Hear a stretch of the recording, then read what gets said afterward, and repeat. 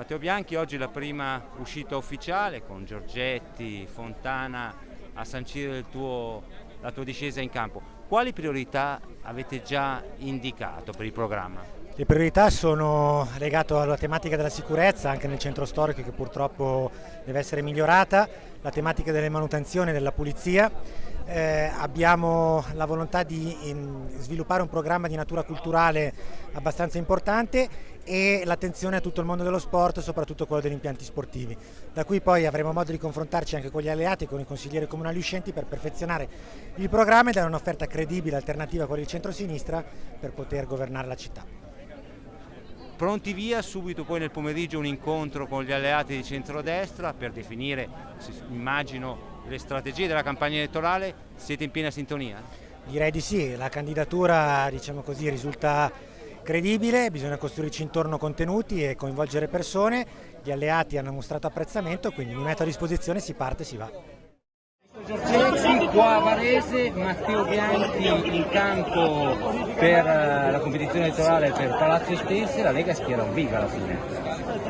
Abbiamo schierato un big all'inizio che era Roberto Maroni, poi purtroppo per i noti motivi si è fatto da parte e abbiamo scelto il migliore da proporre su Varese, che ha esperienza amministrativa, capacità di tenere assieme la coalizione e anche, diciamo così, ha tutti i requisiti per fare bene, in una città a cui ovviamente noi teniamo.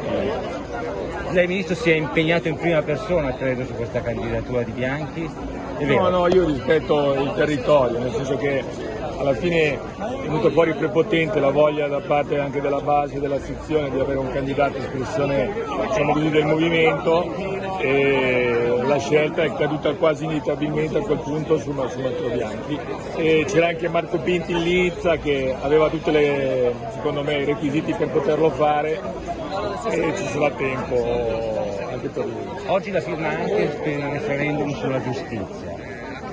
Sì, diciamo che il tema non è nuovo, credo che questa iniziativa da parte della Lega dia un po' lo scrollone su un tema che altrimenti rischia di essere sempre accantonato e quindi la pressione che metteranno i referendum inevitabilmente darà anche paradossalmente maggior forza al ministro Cartabia per portare avanti le riforme sulla giustizia che comunque sono già annunciate, sono anche scritte paradossalmente nel recovery plan.